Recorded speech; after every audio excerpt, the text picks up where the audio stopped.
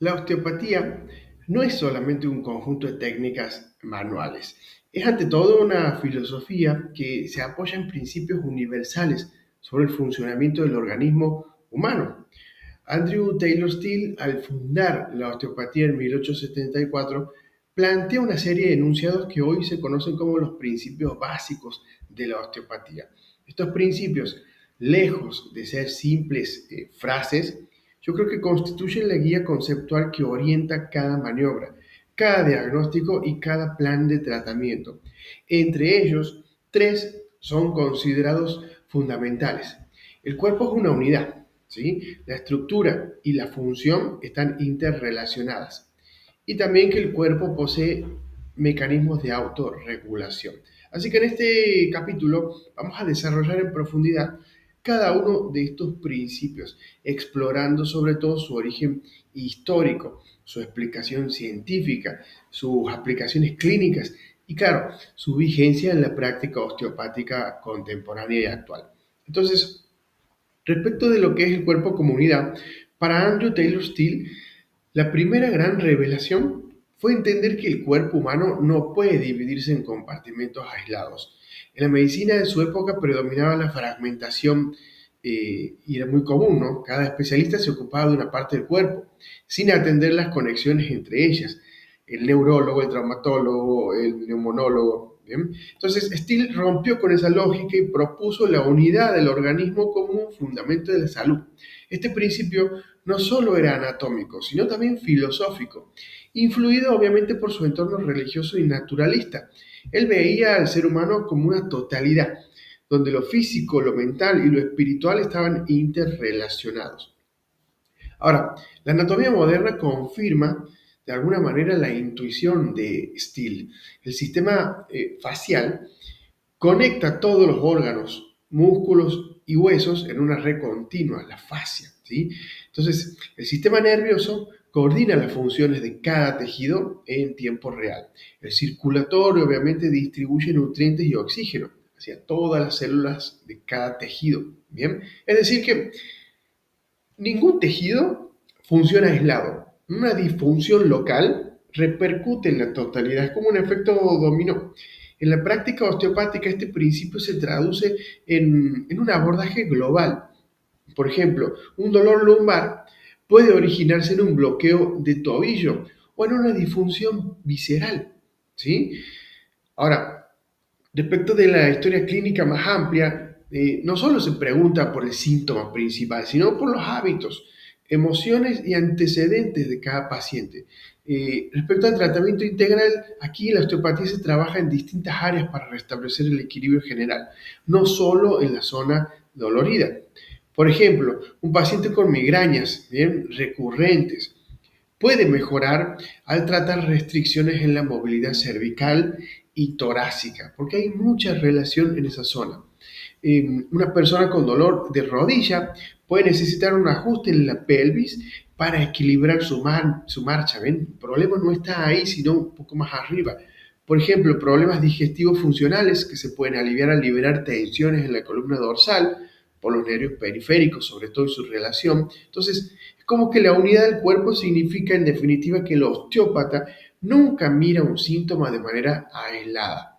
Ahora, en cuanto a la relación estructura-función, este vendría a ser el axioma osteopático. La estructura gobierna la función. Fue uno de los lemas favoritos de Steele. Claro, con esta frase señalaba que las formas anatómicas no son un simple soporte, sino que determinan el modo en que los órganos y los tejidos cumplen su tarea. Respecto de ejemplos que puedo mencionar, una articulación cuya movilidad está restringida altera la función muscular y nerviosa circundante. Eso es obvio, obviamente, ¿no? Una comprensión vertebral claramente puede interferir en la salida de nervios y alterar funciones viscerales, como había mencionado con el ejemplo de la zona dorsal, la parte digestiva. Una escoliosis estructural te modifica también la dinámica respiratoria, ¿bien? Respecto de la reversibilidad de las relaciones, esta relación estructura-función no es unidireccional. Si bien una alteración estructural afecta a la función, también ocurre lo contrario. Una función deficiente puede modificar la estructura. Por ejemplo, ¿no? Un deportista que repite un gesto inadecuado deportivo genera cambios estructurales, hipertrofia, contracturas, desgastes. Si no, miren los brazos de los tenistas, siempre tienen uno más grande que otro. Una respiración superficial crónica sí puede provocar rigidez costal y postural. Ahora, aquí hay que comentar una cuestión. El osteópata busca restablecer la normalidad estructural para permitir que la función se exprese en plenitud. Claro, al liberar una restricción articular, al mejorar la elasticidad facial o al equilibrar la pelvis, se restablece la función normal de los músculos, nervios y vasos, lo que le decimos elementos nobles en anatomía. Ahora, importante la capacidad de la autocuración. Este concepto original de Steele sostenía que el cuerpo era su propio farmacéutico interno. La naturaleza había dotado al organismo con los recursos necesarios para curarse, siempre que no existan obstáculos mecánicos o circulatorios que lo impidan. Ojo con eso. Entonces, hoy sabemos que este principio se relaciona con procesos como la homeostasis, ¿bien? Este equilibrio y mantenimiento interno del organismo frente a cambios externos, ¿sí? La neuroplasticidad también, esa capacidad del sistema nervioso para adaptarse y reorganizarse, volver a aprender básicamente. Inflamación controlada, ¿bien? Una respuesta defensiva que inicia procesos de reparación tisular sobre todo. Regeneración celular, presente en huesos, en músculos, en la piel y en otros tejidos. Ahora, en cuanto a la aplicación clínica, yo creo que el osteópata no cura al paciente en sentido estricto. Lo que hace es eliminar interferencias que bloquean la capacidad de curación natural.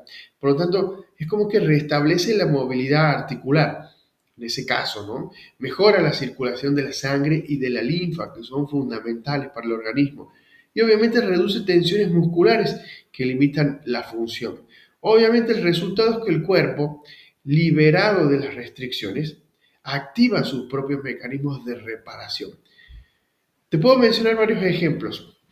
Un esguince de tobillo, tratado con técnicas osteopáticas, puede recuperarse más rápido al mejorar el drenaje y la movilidad. O un dolor de cintura, un dolor lumbar recurrente, mejora cuando se libera la tensión en la pelvis, permitiendo que los tejidos se regeneren, ¿sí? Pacientes con problemas digestivos muestran avances al desbloquear la movilidad visceral y sobre todo también a nivel columna vertebral, región dorsal. Por lo tanto, la interacción de los tres principios, ¿sí?, son claves. No actúan de manera aislada, sino que se complementan. La unidad del cuerpo asegura que toda alteración repercute globalmente sobre todo. Entonces, la relación estructura-función, otro de los principios, explica cómo surgen las disfunciones locales y globales y cómo la osteopatía puede ayudar en eso. Y la autocuración fundamenta la confianza en el organismo como protagonista de la sanación, ¿sí? En conjunto, constituyen un marco filosófico que diferencia a la osteopatía de otras prácticas manuales y de la medicina convencional tradicional. Ahora, a pesar de haber sido formulados hace más de un siglo, estos principios se mantienen plenamente actuales. La biología de sistemas, la medicina integrativa y la neurociencia respaldan muchas de las ideas que Andrew Taylor Still intuía. Unidad del cuerpo, enfoque holístico de la medicina actual, ¿sí? Estructura-función, biomecánica y fisiología integradas, básicamente ahí, y autocuración, conceptos modernos de resiliencia biológica. Entonces, en resumen, yo creo que los principios básicos de la osteopatía son mucho más que frases históricas. Constituyen como un modelo de pensamiento que guía la práctica diaria y orienta al profesional a mirar más allá del síntoma y obviamente fortalece la confianza en la sabiduría del cuerpo humano. Yo creo que comprender y aplicar estos principios es el primer paso para todo estudiante de osteopatía. Son el puente entre la filosofía de Steele y la práctica clínica contemporánea. Y siguen siendo, más de un siglo después, la esencia misma de la osteopatía, a mi parecer.